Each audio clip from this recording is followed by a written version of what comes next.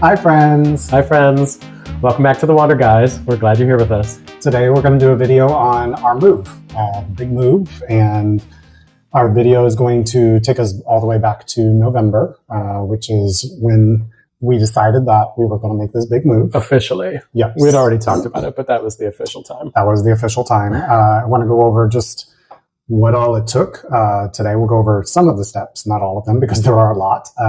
And in subsequent videos, I can also go over paperwork we had to fill out, things we had to do to get rent over there, over here, things like that. So, and if you have any questions about things that we talk about, just put a comment in there and we will answer it the best that we can. Yes.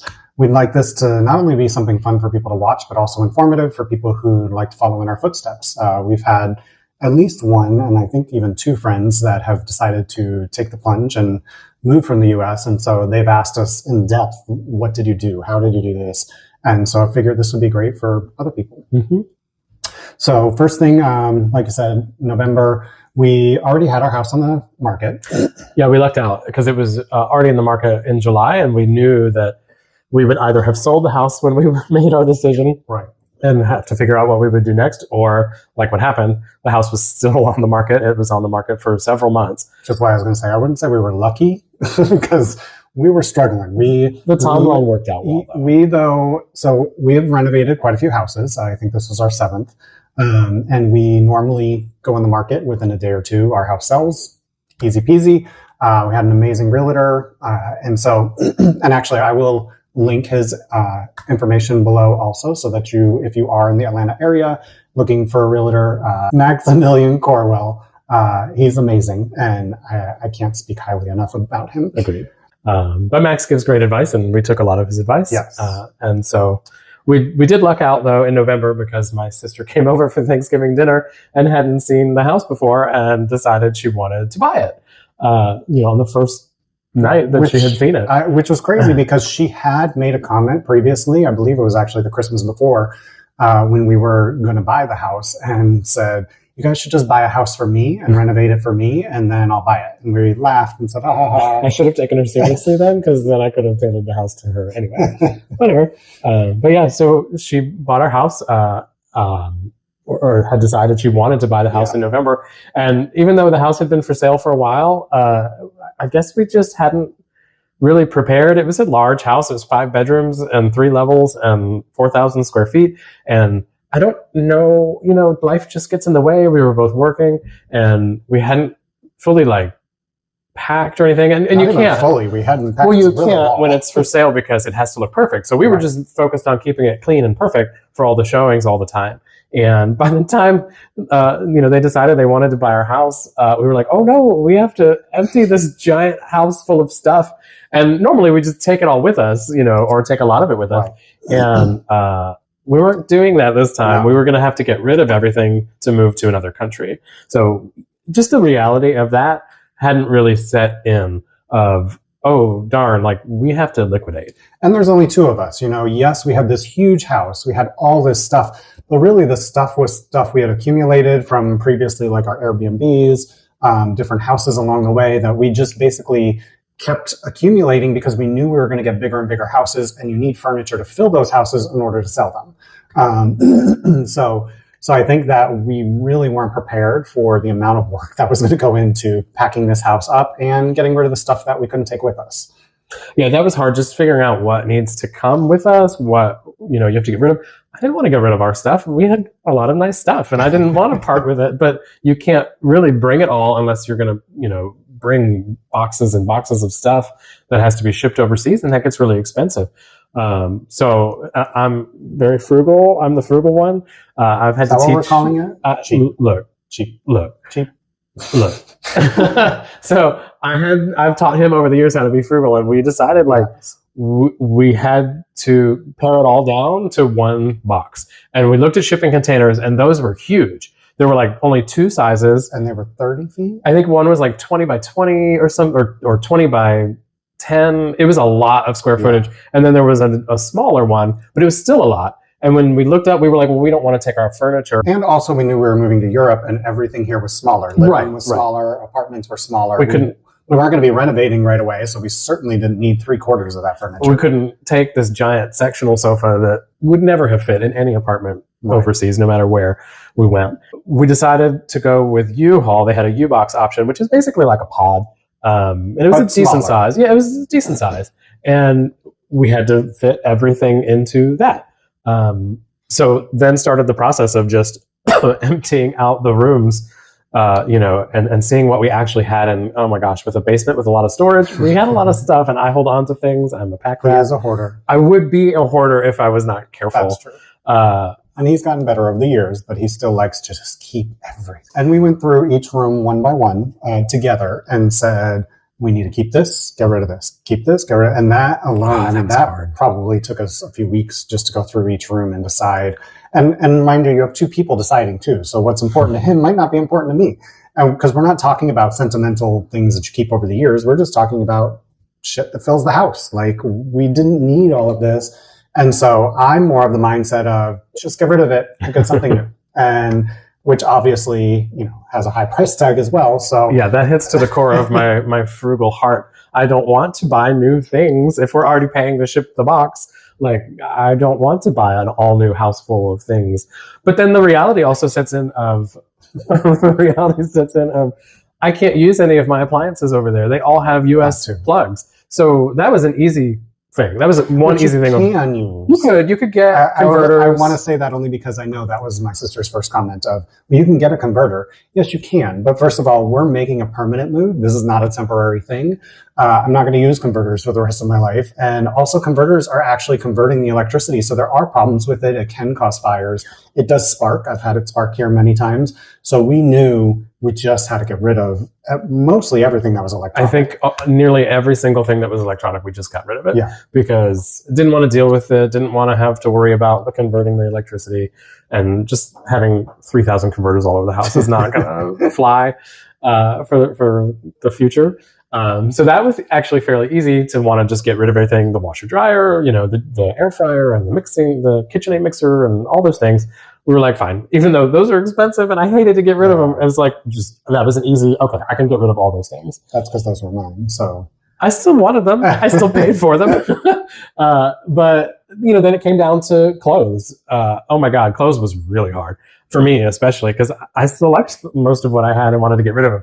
He had what is it, gastric bypass? Yeah, I had a gastric sleeve done back in December 2024, and I've lost 100 pounds. And so I went from almost being out of an extra large into an XXL into an extra small. So I had very few clothes left because I was waiting until we made the move to buy new stuff. So meanwhile, you had just done it. Like you were only like... I was still falling at that point, actually. I still was only, I think, maybe like a medium to a small. So I've dropped more since then. But yeah, so I didn't need to keep my clothes. However, the amount of clothes he kept was... I mean, we haven't gotten our U-Haul yet, but when we do get it, I will just tell you I'm going to be taking pictures because it is enough for 5 people, the amount of clothes. We'll probably take a video of just like all the things that we wind up throwing out or donating or whatever when it all arrives, because it's so hard, because when you're packing it all, you don't think, I'm not going to want this. I'm not going to have space for it. We got lucky. We have a 2-bedroom apartment here, but it's still small compared to United States standards of a 2-bedroom, possibly. There's no built-in closets anywhere. So like, we're having to get really creative about where we're going to put all of these things that haven't arrived yet. Very short example of that for you guys at home is actually this behind us, if you see it. This is just something we bought from IKEA that is storage, but it turned out to be great wall decor as well. So we've had to get very creative. We have something that matches this in our living room over our TV. So we have storage everywhere now, but we had to create that storage. It was not in this apartment. And we're not done. Like, we're going to have to still do it in our guest room, in our bedroom. There were some built-ins in our bedroom, so that was nice, but there needs to be more. We have so many clothes coming. I have so many clothes coming. It's comical. We had so much home decor, things that we've picked up traveling around the world, and I'm definitely not getting rid of any of that. No. We had multiple sets of dishes that we liked.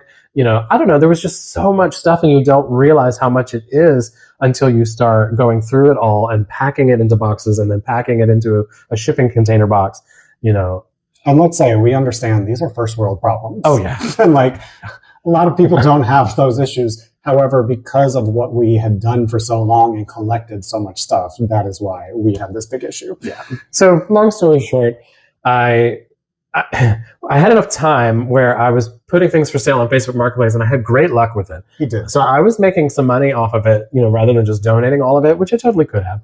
I had enough time to do that, and I was pretty good with the timeline until we got closer to the actual sale. And then it became like a snowball effect of, oh my God, I still have so much stuff left over and not enough time to wait for people to want to buy it. In the last few days, I think we just basically let strangers come into our house and let's talk about the last few days. Take whatever they wanted. The last few days was challenging, is the nicest way to say it. First of all, our dog Scarlett, who was with us at the time, she was getting sick. Well, no, she was sick. At that point, she had lost mobility in her legs. We would have to take her down 2 flights of stairs just to pee multiple times a day. So that chaos alone was enough. But then JR just decided, I want to say it was 3 days before we moved, maybe 2 days before we moved, that he was just going to pretty much give it all away. Like, he sold a few things, but I sold a lot. No. He sold a lot. I'm saying the last few days, you sold a few things to those people who came. But then once they were there, he was like, whatever you want, take it. Because at some point, you just have to get rid of it. You're on a deadline. We had to be out of the house at a certain time, which we because of scheduling and stuff, we lost a few more days, and there's just no more time left. You have to wait to get people to buy it, and then to donate it, I would have had to take it all somewhere. I could have probably looked into maybe an organization like the Kennedy Foundation or something that might come and pick it up, but a lot of places won't take certain things. Right. It was just a lot of, do I have time for this or not? And so, So fast forward to having, I want to say we had like 6 or 8 people in our house at one point, just walking around, and like, I'm taking care of Scarlett on the ground, and this woman's like, hey, can I have this? And I'm like, what? I don't. And then I noticed like his grandfather's watch is sitting on the counter, and I'm like, oh my God, we have all these people just randomly walking through our house. Like, I get we're going to get rid of this stuff, but it's still nerve-wracking because this is my space. Like, you're in my space just touching my stuff. Luckily, we had filled the U-Box by the time I did that. So the U-Box. Just the U-Box alone, that was stressful because they drop it off and they want you to fill it up really fast and then pick it up and take it away. Yeah. Plus, it was in the way and it's in the driveway, and they had movers coming to move their stuff in, and so it needed to be gone. So I mean, we started packing boxes after boxes after boxes after boxes in the dining room, and then he went through them all in the dining room. He went through and labeled them all, and then we started to take them out into the U-Box. Let's add the labeling process. So if you're going to do this, something you have to be aware of when you're moving your stuff overseas, they want an itemized declaration of everything in your boxes. And I'm not talking about like, oh, this is clothes. No, they want you to list, like, I have 6 polos, 5 pairs of underwear, 3 pairs of socks. Like, they want a list of what's in there. So every box that we put in that dining room, I had to go through and write down what was in that box, label that box with a number, which I would tape on the box so that it couldn't come off. So then when we went to go do the list online, I could list in box 1 is yada, yada, yada. That process alone took me, I can't even say hours, days. It was so wild. And then there's other things that you have to keep in mind while you're doing this. You can't pack anything that's flammable or ignitable. Batteries. You can't do batteries. You can't do fire extinguishers. You can't do any sort of plant material. Candles. I don't know, things that have a lithium battery in them, like a scale. You have to take those things out. Even regular batteries you couldn't pack. Yeah. There's so many things that you couldn't take, and they, no food, no cleaning supplies, things that you might not even like have thought about, and then you're packing. You're like, oh shoot, that's actually something that they don't let you have on the list, and this is going to be shipped overseas, and then there's going to be customs who's going to open it up possibly and look in there, and you don't want them to find something. You can't pack a firearm. You can't pack fishing material. There were just so many categories, and I didn't want our box to be held up in customs because we had inadvertently packed something that we shouldn't have. Right. So we were very cautious about that, but also we were in such a hurry. So it was like just beating the clock. And also we work great as a team. So like after we had packed the boxes and I labeled them, what we did is I went out and stood in the U-Box. He brought out the boxes one at a time, and I arranged it all in the box. In the rain. It started to rain. Yeah, that was fun. And we were out there till 6 a.m. almost. So it was that packing day was a nightmare. And we ran out of space too. Like some of the artwork that we were supposed to take, we couldn't take, and I had to just give it away, which really sucked. Yeah. Because I really like them. We can remake them, and it's not a big deal. He makes a lot of. I do a lot of photography on the side and create artwork, and eventually we'll probably put this on the channel for people if they want to buy pieces. I can have them enlarged on canvas and shipped. But anyway, so we did have some really gorgeous pieces that I loved that unfortunately we literally just gave away to people who came into the house. Yeah. And we're like, you want it? Sure, you love it? And take it. The last piece of art, we were it was all so full, and we did a great job because we kept most everything we wanted to keep except for a few things. And then at the very end, you were just trying to get it all in there so the door would close, and he was just like pushing the art in and shutting the door and locking it. And I pity any customs agent that opens that box. Agreed. Because they are going to get a face full of stuff and art in their face. Not to mention, I'm sure it's shifted overseas and it's going to fall out. I don't think there was any room left to shift anything in there, so that probably won't happen. But I really hope they don't open it, but they can if they want to. We'll see. So we're very optimistic about getting the box here, but I'm pretty sure stuff is going to be broken. And we have sort of learned after being on the road for months and then getting here for a few months that, you know what, it's just stuff. And we didn't really need any of it. We've obviously had to buy things that we've needed, pots and pans and some plates and things. Overall, I don't really need any of it. Yeah. And that was not in my mind when we were packing it. Right. In my mind, I needed all this stuff. I was attached to it. It was mine. I loved it. Of course I loved it. We bought it, so why wouldn't I love it? But in the end, I don't need any of it. And that has been a huge paradigm shift for me of if it all fell off the ship, I don't want that to happen. Oh my God. But if it all fell off the ship, is it really going to affect me that much? No, we made sure that we packed things like, mementos and important things and even documents. All of that stuff came in our luggage with us. So anything we really truly couldn't part with or really liked or whatever, obviously art and home decor excluded, we packed it with us. It is a different mind shift because I think that you get so used to this being your stuff and you'll sell something here or there, but when you're getting rid of it all at one time, it's kind of a shock of my whole life is gone because you associate this to be a part of your life. I think that this has been great for us because we actually just talked about this the other day when we were walking of how it used to be so important to us. And now we look back and we're like, it's just stuff. Like almost everything in this house right now that we have is brand new. And I don't feel not at home anymore. Like I feel like this is my stuff now. Mm-hmm. But if I had to get rid of it tomorrow and start over again, I would because it's just stuff. And I think that was an important lesson for us that, he learned more than me. I definitely did learn it, but I also, another thing is when I was 30 years old, I packed up my life and moved to be with him. So I had to get rid of a ton of stuff that I had accumulated over the years. And so I learned a little bit early to get rid of stuff, I think because we've renovated houses and the stuff kept coming with us for so long that it just seems like it's a part of you. And so, I'm not thrilled about it all, but I'm glad that we've detached from the stuff. If we don't have the stuff, it's not a big deal. If we get the stuff, great. Lugging it around and moving it around, especially going to a foreign country and all the hoops you have to jump through, is the stuff worth it? Right. I don't know. Maybe not. I definitely would have packed differently now than I did back in December.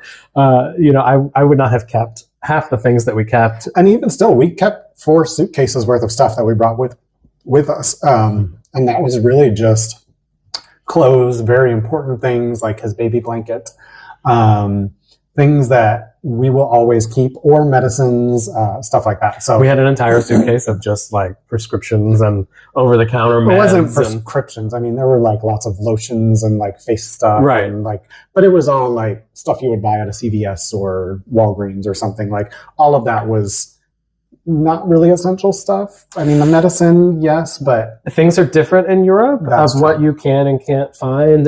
Things. They have some things, of course, but medicines are all different, though. Yeah, and it's not always as easy to get something super quick and exactly what you need. And we also didn't know. I mean, of course, they have a lot of the same things, of course, but we didn't know, and we had never really looked for a lot of these over-the-counter treatments and lotions and ointments and pills. we've never looked for them in a foreign country, so we didn't know what to expect. So we just filled a suitcase. We're like, this is going to be the suitcase that we keep all the pills and lotions and all the little things, that you would get in like a CVS or a pharmacy. So we packed our bags as full to the brim as we could, and later changed to even bigger suitcases. We did, because we still had so much stuff. Once we got up north, which we'll cover in another video of our travels through the US, but once we got up north, we suddenly realized we're not going to get over there with all of this stuff. We have to figure something out. So luckily we went to TJ Maxx, was it? Or Home Goods? I think it was a Burlington. Oh, it was a Burlington, yeah. We went to see my cousin, and she suggested there was one up the street, and they had suitcases. So we went there and found these enormous suitcases that we will probably never use again. No, they're too big. And just packed them as tight as we could. Yeah, but they were great at the time for what we needed. They were very, very large, and we were able to just pack them full and then put them on, underneath the plane, and then eventually we shipped them. Yeah. Once we came from London to Amsterdam, we had them shipped through a service. And we didn't have to worry about the liquids rules or anything like that, because I carried all of that with me, and I flew on a private jet. So I did not. So on the private jet, they specifically said that they don't check your luggage, just here's the guidelines, and there's no liquid restrictions. So we pretty much packed all the medicines and liquids and stuff with me so that we knew it would safely get there. If there's any questions that you have, put them in the comments and we'll answer them for you. If there's other types of videos you want to see from us, let us know. We're always interested to know what everybody wants to see and hear and what your questions are. Make sure to like the video for us. And comment and subscribe. Those subscribers are important, especially right now, as we're trying to grow our YouTube channel. And we're glad that you're here and that you're watching us, and we hope you've enjoyed it. And that was, the private jet was for our dog. That was the best way, fastest way, best for him, so he didn't have to be in a cage. To get him overseas was to put him on a private jet, as expensive as that was, which it was. I will give them a plug right now. It's called K9 Jets, and we'll put them in the description as well. They were amazing from beginning to finish. It was $9,000 was what it cost, and that was for me and for Rhett. And he got to sit in a seat next to me. We had leather reclining chairs. There was only, I think, 8 people total on the flight, 6 other dogs. And you could only take one bag. Yes. It was a great flight. He did not enjoy it as much as I did, but it was quiet. There were a few issues with dogs barking at other dogs, but it was very quickly taken care of, and had the most amazing journey. So if you do need to get your dog over and you're having a hard time, there are a few options. There's the Queen Mary 2. It's the only ship that goes international. And it's only the ship that I believe goes out of New York. They have Queen Mary goes out of 2 different locations. You'll have to look it up. There's only one that has the kennels that allows dogs on it. The second trip that they take, they don't allow dogs. So there was that. There was also the option of putting him under the plane, which was not an option for us. For one thing, it was going to cost $4,000 to $5,000 for that. But also, again, I don't know where he is. He's under the table. He is a Chihuahua Shepherd mix, so he has extreme anxiety. And we were worried that putting him under a plane would destroy him and his personality would never be the same. So we decided, yes, it was a lot of money, but for us, it was right because we felt comfortable, that's our baby. So we would do whatever we had to, and we did. So I, on the other hand, got all the other bags and had to go alone to the airport. Only 3. No, it was 4. I had 4 bags. Well, you have your carry-on. Okay. Yeah, I had 4 bags, and the weight has to be just right in them too. So they were like, "Oh, you should just go buy another bag and fill it with half of these things from all your bags, because some of the bags were overweight." So I'm frugal, and we had already spent a fortune on this jet, and I was like, no. I sat there in the back of the check-in of the airport and reallocated, I'm stuffing umbrellas and sweaters in from this bag to that bag. And I'm like, no, I'm going to make this work. And I took a few trips back and forth and weighed them on the scale at the end. And I thought security was going to come arrest me because I'm on the floor with just stuff and suitcases, and then I keep running back, and I'm sweating. I'm running back to the weight thing, and I'm weighing it. I'm like, okay, I still have a few more pounds. The lady was nice, the little security woman, and she was talking to me, but I felt like a mess and a Unfortunately, crazy we weren't person. doing YouTube yet because I would have totally had something Oh filmed my that. And I'm alone. Like I'm all by myself. That's true. You're not there, and usually you watch out for me and make suggestions, and we work well together. And I had to do it all by myself. But I got it all sorted, and the guy was actually quite impressed that I was able to do it without buying another bag. I was like, I'm not buying another bag. That's not happening. I'm not going to spend another $200 or $300. Yeah. I mean, look, this move has just been cost after cost after cost, and it's fine. But like every moment, every corner you turn is you're going to have to pay for the U-Haul. Then you're going to have to pay to store the U-Haul. Then you're going to have to pay the full fee of shipping of the U-Haul. There's the short-term rental that we got because we sold the house and it was fairly fast when we had to move out. But we still had Scarlett, and we knew she couldn't make the journey with us. But we weren't going to just put her down because. So we waited and saw how things went with her health. And luckily, unluckily, she did not do well for too much longer. So for expediency, it was okay, but obviously I would rather have her with us. So we tried to hold on as long as we could, but we also knew it was going to be a short-term thing. So we decided to get a rental house and see how that all played out. Plus, there were other factors. We had jobs at the time. We weren't sure what we were going to do with the jobs. We both knew our jobs would not allow us to transfer overseas because we had asked them. So it really at that time became, it's just time. And then for the research that we had already done, we were working our jobs, packing this house, getting it ready to go, doing whatever needed to be done to it. So we moved into this short-term rental. We still hadn't fully figured out where we were going and how it was all going to work. So we knew we needed, a little extra time to figure that out. So that was what the short-term rental, was all for. It was for Scarlett and to figure out our process. And that's what we wound up doing, was just figuring out what country should we go to. We had to narrow it down. We had to look, for us, factors of, do they have gay marriage? Is that legal there? Some countries it's not, surprisingly. You'd be surprised if you started looking of where it's legal and where it's not, or how long it's been legal, or how friendly the country is to gay people. Those are factors for us. Also, can we work there? We're not independently wealthy. We had a little money from the sale of the house and everything, but we can't just exist forever with no income. So some countries that we had on our list that were great options for us, like Spain, we didn't have a way that we knew or that we could find to work there. And so we had to cross it off the list. Portugal was also on the list. Great.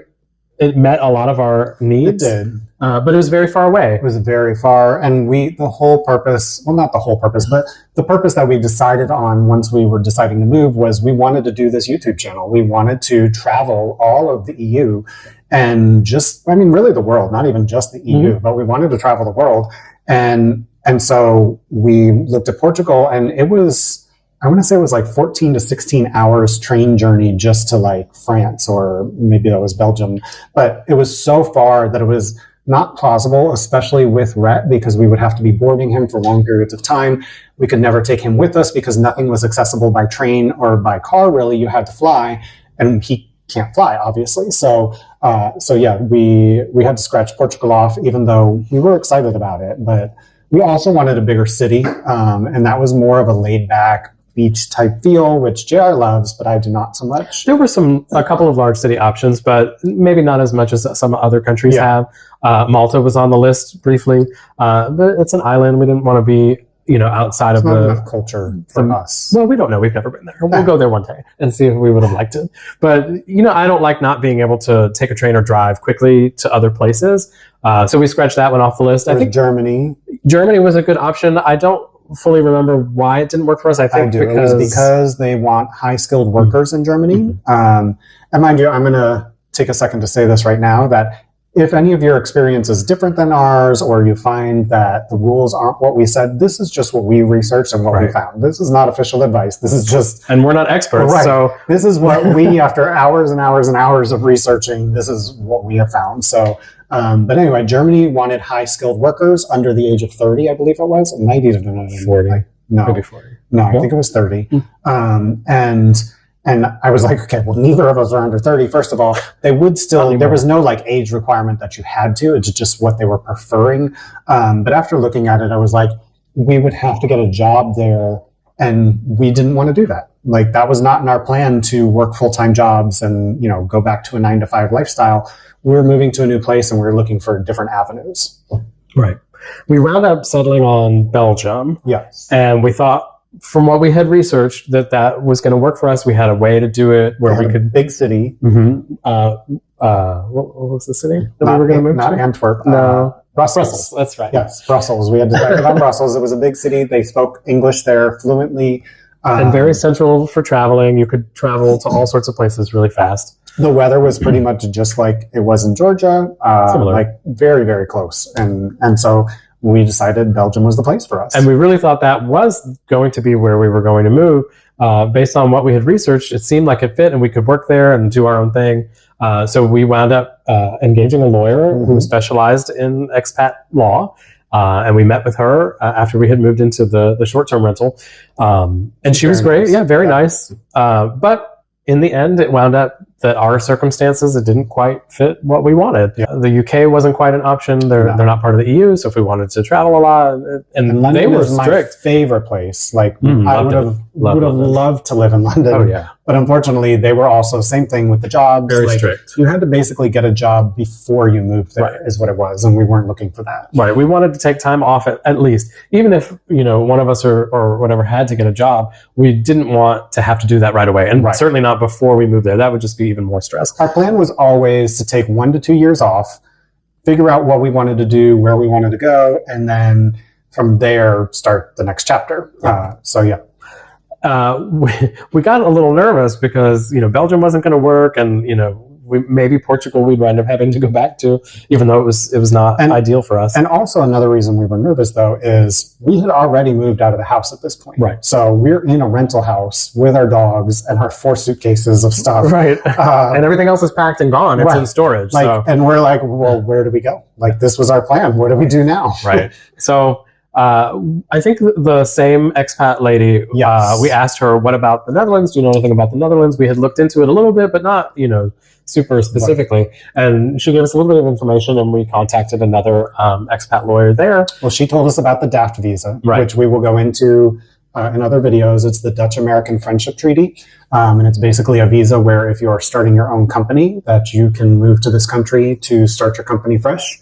And there's no real regulations besides the fact that you can't work a job. You can only work for your own company. There are some regulations. Well, I mean, that is the biggest regulation, though, of the DAFT visa is I can never get a job. Like I can't go to Albert Heijn and become a bagger because I need some cash. Like that's a grocery store.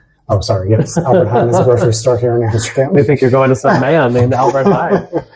So yeah, we just knew once she told us about the DAFT that it sounded good. Did she give us the lawyer's name? No. We had looked, and we looked up a lot of reviews, a lot of different places, and he had the best reviews, and oh yes, that's who we wound up with. So so in the end, after all of our planning and research and plans, everything wound up changing anyway. It did at the very last minute too. Right, and that was only like a month before we left the US. Where we just totally changed countries of where we were going to spend our future. It was so soon. For people to understand the reality of it is, I think it was 3 or 4 days before my last day with my job. And we did a big group meeting, and this one woman who had originally been from Belgium was like, well, why did you choose Belgium? And I was like, well, it just works for us. So then 2 days later, I think, was when we discovered it didn't. And I'm like, I'm quitting my job in 2 days, and I literally don't even know what country I'm moving to at this point. Like, I have no idea where I'm going to go. But it all worked out, and it's just step by step. You do as much research as you obviously can and do the best you can with what you have.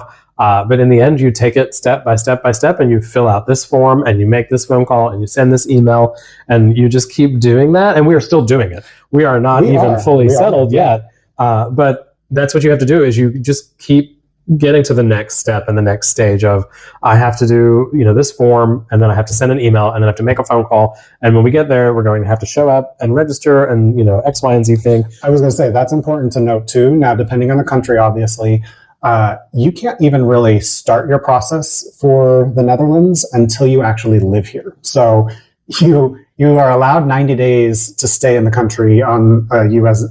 passport without getting a visa. However, you can't actually start that process till you're living here. So you have to do the whole process of finding an apartment, getting the stuff you need from home before you move over. But then once you're here is when you actually step into the office and do your application, which is scary. I mean, it's scary to move to a new country and not know if you're even going to get accepted, but that's where you start. Yeah, you have to have an address that you're living at that you can register from. That isn't one of the first steps, I think, that our lawyer told us. He's like, well, first thing you have to do is find a place to live. It's not even what he told us. He said, I will not help you until you have somewhere that you live. Like, it was that serious that he was like, there's nothing I can do for you. He said, I can literally go over all the steps with you, charge you all kinds of money for it. But at the end of the day, if you don't have a place to live, I can't even turn in your application. So I'm not going to help you until you've told me, hey, Christian, I found somewhere to live. And that was the next thing. So, you do one thing and it leads you to the next step. So that was our next step at that point was, okay, we have to get a real estate agent because we were still in the US. So we need somebody who will scout places for us to find us an apartment. We also had planned to go to London because that was the only place that we found at the time where he could go with our dog that would go from from New York to London. Yes. I think you had one more option in Italy, but you didn't take it. And the flight was going to be like super far out. Right.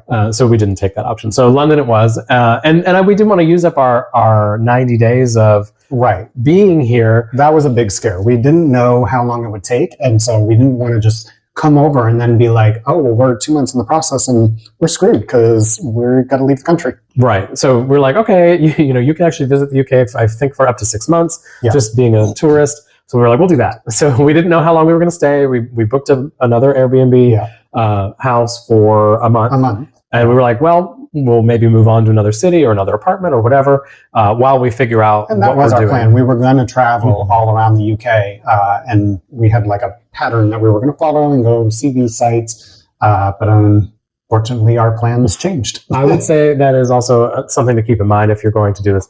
Be flexible. Yes, you need to be flexible in your plans. They're going to change most likely. I mean, unless you're just a really great trip planner and you can foresee all these things.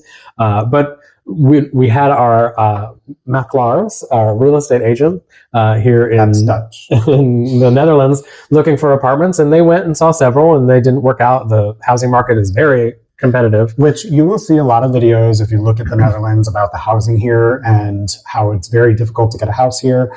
It is. Little did I know, like their system here, when they put an apartment on the market, it is usually rented by the end of the day. Like it is no joke. So there's no time to wait. So if you see something, you put it on offer the day you see it. So, and unfortunately we weren't here yet. So we had to have the makelaar go ahead and, go visit everything for us. And we even put in a few offers that got turned down, basically. Something, I watched another video and they said this and it struck me because I was like, that's us, is they thought, well, in the US, we're great residents. Like on paper, we look great. We have tons of money saved up. We have the background of buying and selling houses. We have amazing credit. So we're a top choice. But, then you get over here and the reality is we no longer have jobs. We only have what's in savings. We no longer have a rental anywhere because we haven't owned our home now. And at that point it was 2 months. And so it became very difficult to get a landlord to even want to rent to us because they don't know you from Adam and they just think, well, why should I rent to you when I could rent to somebody else who has a job and more guaranteed the rent? They don't use U.S. credit scores here like they do in the U.S. So that didn't really help us at all. We actually wound up writing them a letter.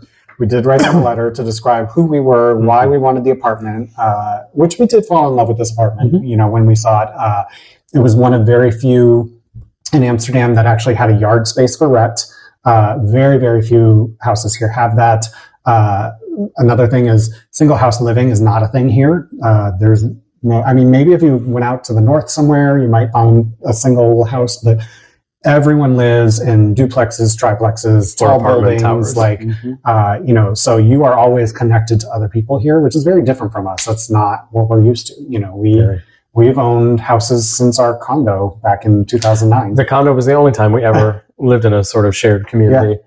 So this is going back to our youth, but it's worth it. And it's what you have to sacrifice to move to a European city. How bad do you want it? Right.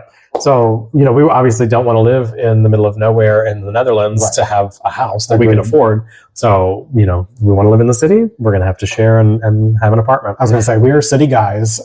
We want movie theaters. We want Broadway theaters. Stores. We want people Trains. around, stuff to do. Like, we're not museums. Yeah. Well, I say that, but we are sit-at-home kind of people. But at the same time, we enjoy going out. We enjoy life, and so we don't want to be just stuck in our apartment all the time. Yeah.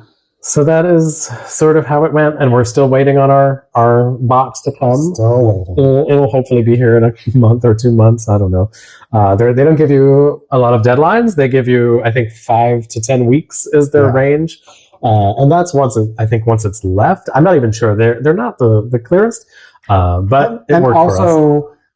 That's something we didn't even realize till we were here, is there are certain rules even on getting your stuff. So to get our stuff over here, we had to have what's called a BSN.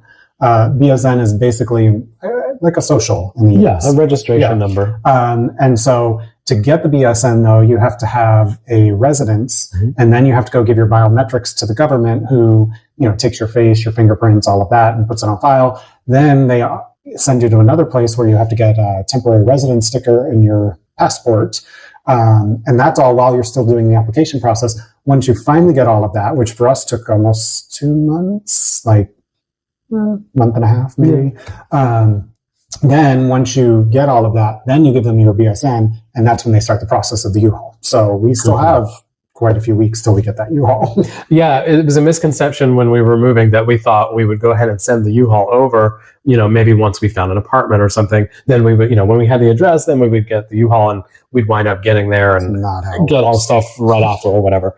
Not at all how it happens. We were very misguided on how we thought all this worked. And so we've learned, and that's why, we're telling you, if you ever decide to do this, it doesn't work that way. And you have to go through a lot of hoops. There's a lot of forms. There's a lot of details that you have to have before they will let you, import your things. It can all be done. It just takes time of planning, money, and a desire. You have to really want this, because it's not going to fall into your lap. This is something that you work at.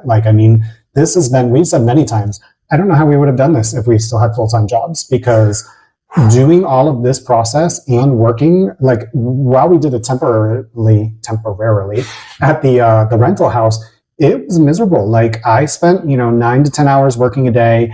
Then when I get off, was taking care of Scarlett and making sure Rhett was okay, and then researching. So there was literally, I would research from the moment that I was done taking care of the dogs, so the moment I went to bed. And that was every single day. And then on weekends too. I don't think we really ever hardly left that rental house. We were working and doing our stuff and planning and researching, and that's all we did every day. You have to know that this is what you want, because this is going, obviously it's going to become your life, but it's going to be your life until it becomes your life. So make sure you're ready for that. It can be different if you're going to move here with a job, if your company is going to send you, or you already got a job, that's going to sponsor you. That will make everything a lot easier to move over that way. We didn't have that. We knew we didn't want that.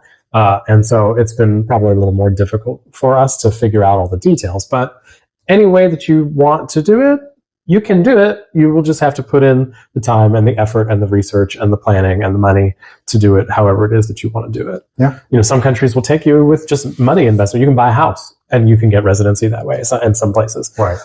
So there's all sorts of different ways. If you're older, if you have a pension, if you have Social Security, if you have investments from your 401k or whatever, there are some countries that will let you just do that, where you can basically be a retiree there, as long as you have some sort of income that meets their requirements. So there's a lot of different places and different options. It really just depends on your situation and where you want to be and how you want to do it. And this worked for us. So this is what worked for us. We figured we would share our knowledge. There's still a lot more for us to share to come of stuff that we had to do, but that's the basic highlights of what it took for us to get here, and the moving process.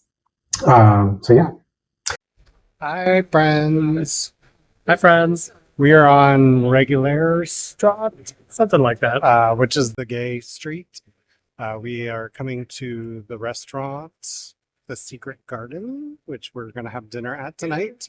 So yeah, here is the neighborhood. Welcome to Amsterdam. See you in a bit.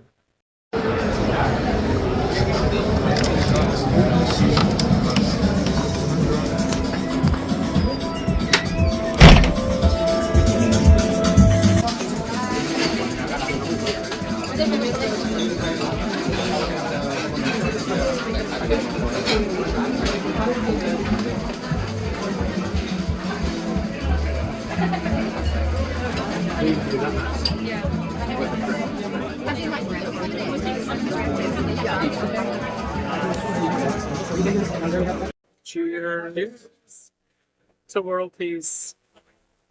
And grade 6. I had a pineapple margarita. It's delicious. I have a garden tiki rum drink. Which is not delicious because I already had some of this last week. Yeah. So we ordered quite a few things here. We're going to try a few of them and decided to try them on video with you. So first we got the guacamole, which was made tableside for us. Some chips. And here we go.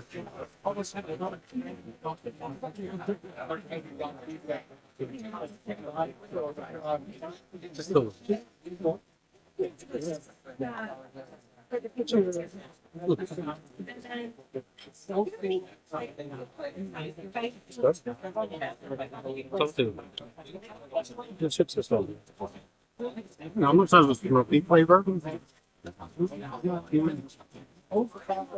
Another. I'll try it more.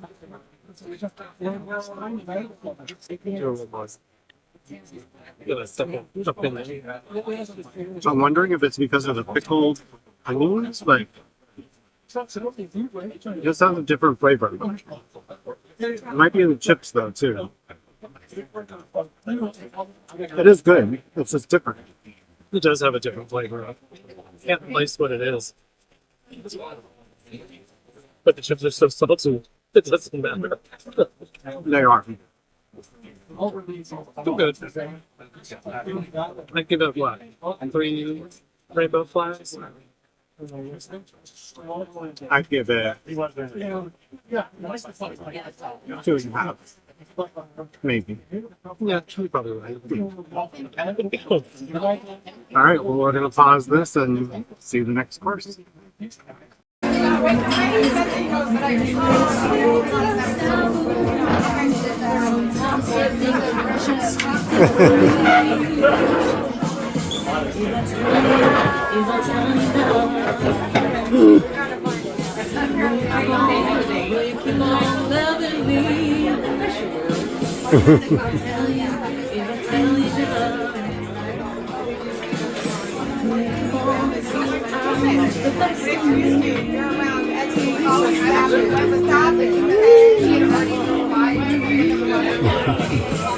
We're back, so let's try. We got some tuna tataki and beef tartare, right?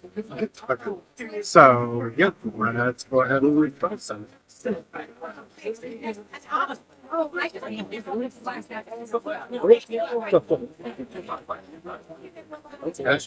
looks so good.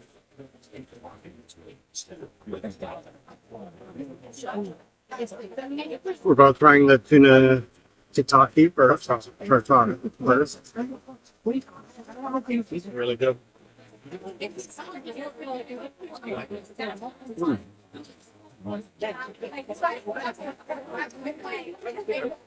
That's very strong lime. Okay.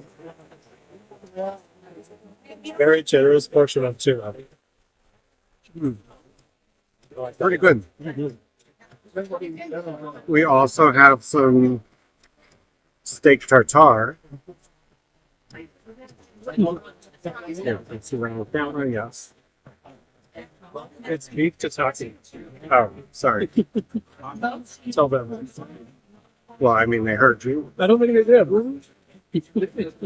I will try it first. If you didn't hear me the first time, it's beef tataki, not beef tartare.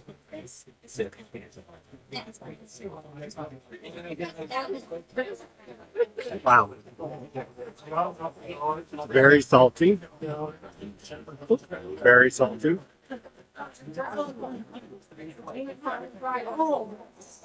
It's because it had like a truffle sauce. The truffle's really salty. But good. Ooh. Yeah, it is good. Truffle is like a salt lick. Yeah. What would you rate them? The tuna, I always love tuna, so I'm gonna say 4 price flags. I would say 4 as well. Mind you, that's out of a 5 scale. The beef, I'm gonna say 2.5. Really? I'd say 3.5. I think it's really good. It just the truffle sauce makes it salty, but I'm gonna eat the rest of it. I think it's definitely too salty for me. But he'll eat the rest of it. Yeah. Now we wait for the next course. We got the chicken skewers and the Corn esquite salad. yeah. So we're gonna try both of those. I will show you first is my chicken skewer. The light makes it look strange, but yeah, it looks delicious.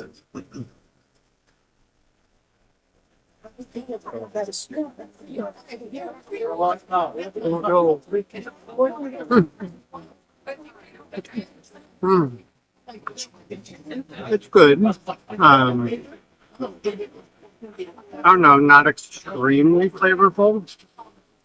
Yeah, I wish it had just a little bit more flavor to it. It's good. The chicken is good. It's moist. Yes. You could just use a little. Overall, I'd rate it 3.5. Yeah, 3.5. Yeah. Breathe. Next one we're gonna do is the corn.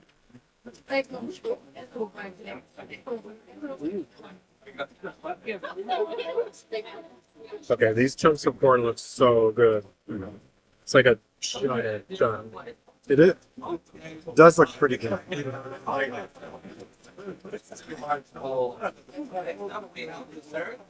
yeah, you'll like that a lot.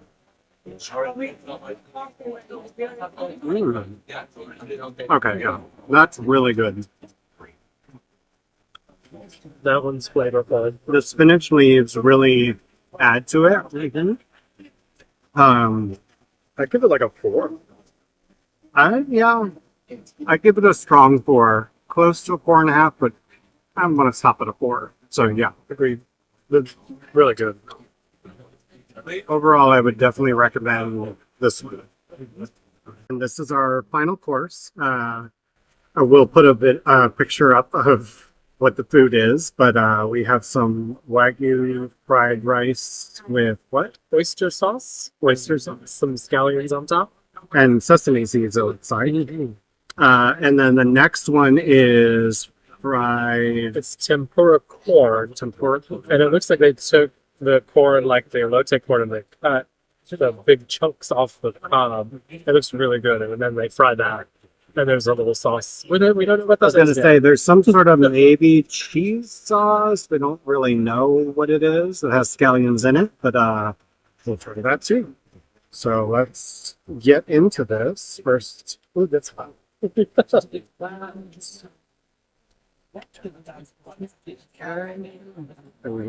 take one of these corns. Okay, I'm going to start with the rice. Okay.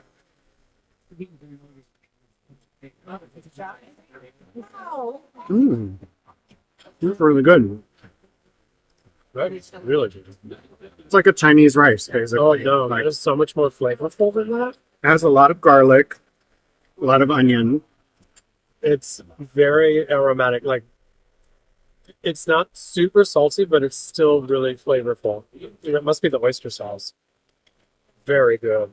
I was going to say soy sauce, but is it oyster sauce too? He told us oyster. So a mix of soy sauce and oyster sauce, which is really delicious together. Oh. I'm like a 5.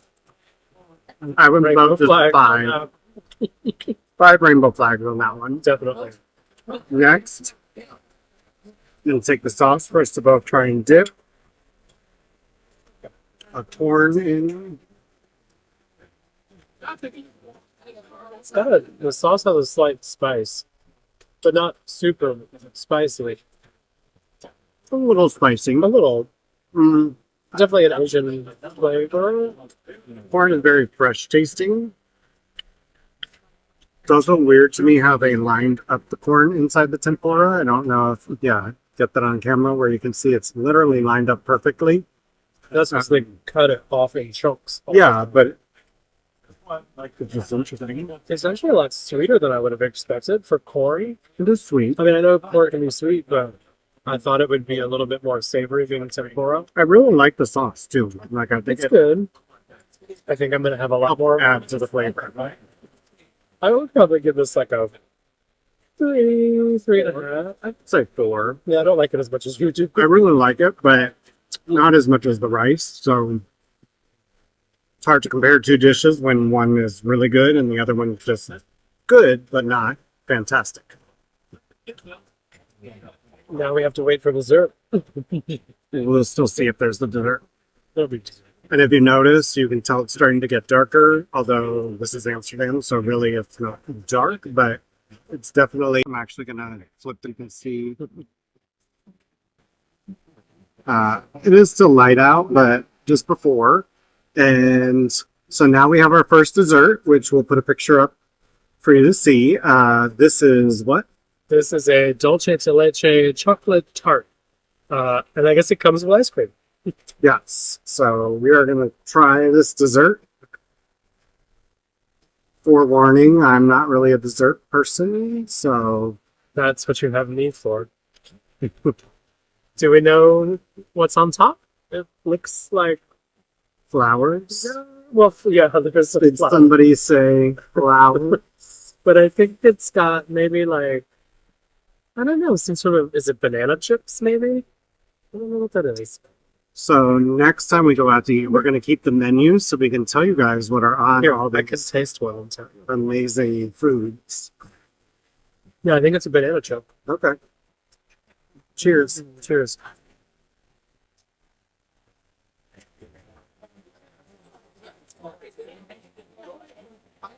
Very sweet and very banana. Very banana. Freeze-dried bananas. I'm not a fan. I like it. It has a slight chocolate flavor, but not really. It is not overpowering at all.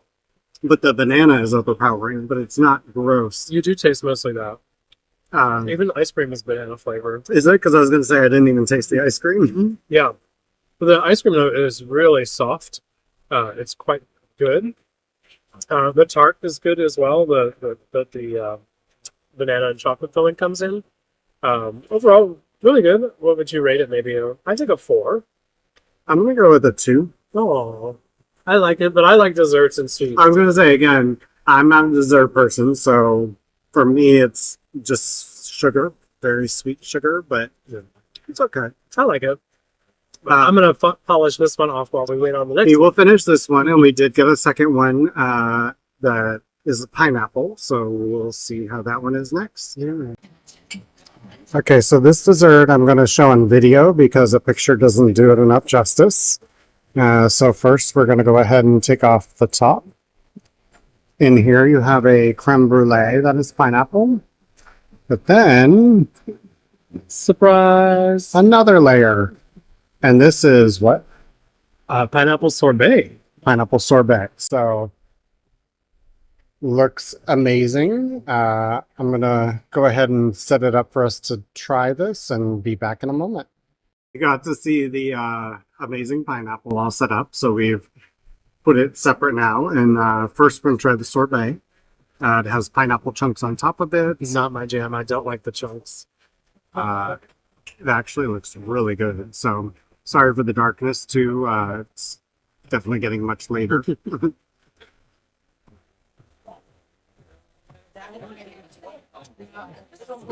I really like it. It's overwhelmingly pineapple flavored, but it's very refreshing. It's refreshing. It's delicious, sweet. It's a really good combination. Very soft. I would definitely say this is a 5 out of 5. I'm a 4.25. I do like it a lot. I think I don't like the pineapple chunks. But I know a lot of people like that. It's not for me. Next, we're going to do the creme brulee. That's right through the top. It's a crack up. You've got the crystallized sugar. You've got inside a pineapple with pineapple flavoring.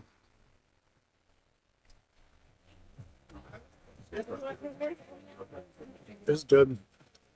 It's held together really well. I was going to say it's very firm. It's pineapple flavored. It is pineapple flavored. It is light though. It's not overpowering. It's not as heavy as the sorbet was. Correct. And surprisingly, it's not like wet or soggy or anything. Being inside of a pineapple, you would think the pineapple wet, liquid would have like seeped into it, but it hasn't. It's still very solid. Overall, though, I would say I give this a 3 out of 5. Just the brulee. Just the brulee. I'm gonna go with a 4. So all in all, I'm gonna say the entire dessert. I mean, for the price, which I don't remember what it was on the I think it was menu. 19.5 euros. So 19.5 euros.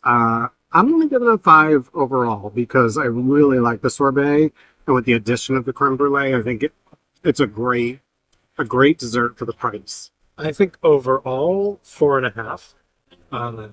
Even though pineapple isn't necessarily my favorite, the presentation is awesome. It's so cool that it comes out in 2 different parts of the pineapple. You get a lot here. This is easily enough for 2 people. So yeah, I give it a good 4.5. And so since he's giving it a 4.5, and we know he doesn't like pineapple, that means it's a 5. So. Yeah, definitely worth it if you were gonna come get it. I would recommend. Final segment for the night, which we will start doing at all of our restaurants, is we're going to do Guess the Bill. So here in Amsterdam, most places you go to give you a little container with your bill in them. Some are open, some are not. Yeah, this is the first place I've seen them. There's your little surprise package. Well, we got in the cup salad and yeah. But anyway, so we're going to do Guess the Bill. First, let's see. We had 2 drinks each. We had 6 tapas plates. Yeah, 6 tapas plates, plus 2 desserts. All right, so now mind you, this is in euros, not in US dollars. So let's go ahead and I'm going to guess that our bill is 189. Oh, I'm going to go with 280. I usually pay, so I'm probably much closer. Okay, so let's go ahead and see. Our grand total was 219.90. So I was closer and I went. You went. Okay, I guess I went over. So you have this one. Darn it. All right, so that finishes out our night at the Secret Garden in Amsterdam. Overall, I would say we had a fantastic experience. That was great. A lot of showmanship. It's all presented very well. The venue itself is gorgeous. Having a live singer that actually came and sat with us and serenaded JR was really cool. I loved her. So yeah, overall, highly recommend this place. Yeah, definitely. I'll give it a 4.5 out of 5. Almost a 5. And I will say a bonus for the gays out there is this is on Regular Straat, which is the gay neighborhood, or neighborhood, if you will. So really great that we're able to enjoy this and then go hit a bar. Well, we're not going to do that, but if we were those kind of people, we might. All right, we'll see you later. Bye.